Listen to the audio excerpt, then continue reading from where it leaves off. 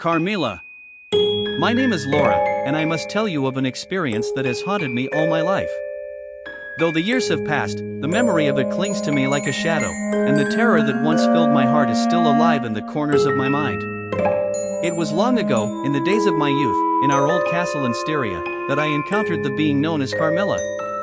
What I will tell you is true, and though it chills me even now, I cannot remain silent. I was a lonely girl then, living with my father in a remote and ancient estate. Our castle was vast but secluded, surrounded by dense forests and quiet valleys. Life was peaceful but uneventful, and often I longed for companionship. My father, a kindly man, cared deeply for me, but I yearned for a friend of my own age, someone to laugh with, to walk with, to share the stillness of those endless days. I did not know that my wish would be granted, but in a manner dark and strange. It began one evening as the sun dipped low, painting the sky in shades of crimson and gold. My father and I were walking in the courtyard when the sound of wheels broke the silence. A carriage, drawn by black horses, came speeding along the narrow road. Suddenly, with a terrible crash, it overturned just near our gates. We hurried to help, and from the wreck emerged a lady, elegant, veiled, and cloaked in mystery. She appeared in great haste and distress, but unharmed. Beside her was a young girl, pale and unconscious. The lady explained hurriedly that they were on a long journey and could not stay. The young girl, however, was too weak to travel further. She begged my father to take her daughter in, to care for her until she recovered, for urgent business called her away at once. Without waiting for protest, she kissed the girl on the cheek, whispered something to her, and vanished into the night with her broken carriage. Thus, in the strangest of ways, Carmilla entered our household. She was beautiful, more beautiful than anyone I had ever seen. Tall and graceful, with dark, shining hair, skin as pale as moonlight, and eyes that seemed to hold unfathomable secrets. She appeared close to my age, though there was a maturity in her gaze that felt older, heavier, timeless. From the first moment, I was enchanted. Carmilla soon became my constant companion. She spoke softly, often in whispers, her voice like music drifting through the halls. At times she would laugh suddenly, at other times fall into strange silences, as though lost in deep thought. Her mood shifted unpredictably, but I found her captivating. We would walk together in the gardens, or sit by candlelight in my chamber, speaking of dreams, of poetry, of the mysteries of life. Yet there was something peculiar about her. Carmilla disliked prayers, avoided churches, and grew pale when hymns were sung. She never rose early, always sleeping long into the day, and when she did wake, she seemed drowsy, as though her strength gathered only in the twilight hours. Most curious of all, she rarely ate at meals, touching her food only lightly, though she never appeared weak or hungry. At night, strange dreams began to trouble me. I would feel a weight upon my chest, a sensation of being watched, of lips brushing against my neck, and a sting like the bite of a needle. I would awaken in terror, my heart racing, yet when I looked around, Carmilla would be there beside me, smiling gently, as though nothing had happened.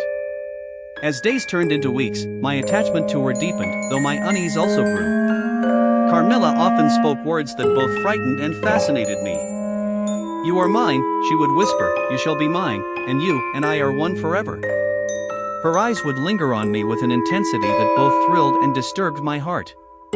I could not understand what bound me to her so powerfully, and yet I could not resist. Meanwhile, the countryside whispered with dread. Rumors spread of a sickness afflicting nearby villages. Young girls were wasting away, pale and weak, with strange marks upon their necks.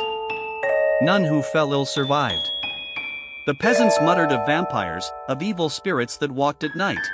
My father dismissed these tales as superstition, but unease settled upon the land like a heavy fog. One evening, as we spoke by the fire, Carmilla told me a story of her own childhood. Yet as she spoke, her details shifted, her words grew confused, and I realized she was contradicting herself. Sometimes she claimed to be of noble birth from a distant land, other times she hinted at a past centuries old.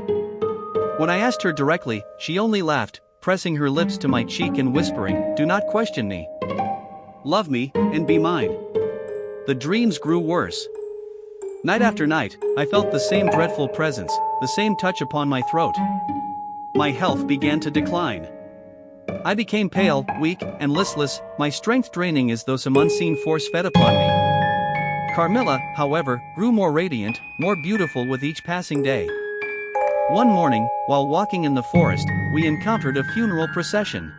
The mourners carried a young girl, scarcely older than I, to her grave. I noticed 2 small wounds on her neck, just like the ones I had glimpsed upon myself in the mirror. The villagers murmured of a vampire, and their fear was palpable. I trembled, but Carmilla only smiled faintly and drew me away, refusing to speak of it. At last, salvation came in the form of General Spielsdorf, an old friend of my father. He arrived at our castle, grave and stern, bearing a tale of horror. His beloved niece had recently died under mysterious circumstances. She had wasted away just as I was wasting, visited nightly by dreams of a phantom woman who kissed and caressed her. And when he described this phantom, I froze in terror, for it was Carmilla. The general swore vengeance, declaring that the creature who had destroyed his niece was none other than a vampire. He revealed that this being had haunted families for centuries, preying always upon young women, moving from place to place under different names, but always the same face, always Carmilla. When confronted, Carmilla did not deny it. Her eyes flashed with fury and sorrow, and for a moment she seemed both monstrous and tragically beautiful. That very night she vanished from the castle, leaving me weak and near death. But the general and my father pursued her, guided by old legends and ancient texts. They traced her to a ruined chapel deep in the forest, where her coffin lay hidden. There, in that dreadful place, they opened the coffin and found Carmilla resting as if in sleep, her body unchanged, her beauty undiminished, as though no time had touched her. Yet upon her lips was a faint trace of blood. With grim resolve, they drove a stake through her heart. A terrible shriek echoed through the chapel, and her eyes opened wide in agony. Then, as the blow was struck, her body crumbled to dust before their eyes. The curse was broken, and I, though weakened, slowly recovered. But I have never forgotten her. Carmilla was not merely a monster, she was something far more mysterious, far more haunting.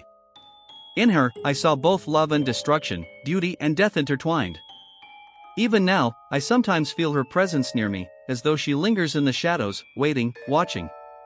And though I shudder to remember, I cannot deny it, a part of me still longs for her, still yearns for the strange, forbidden affection that once bound us together. For Carmilla was not just my tormentor, she was also my first love, my dark companion, my immortal shadow.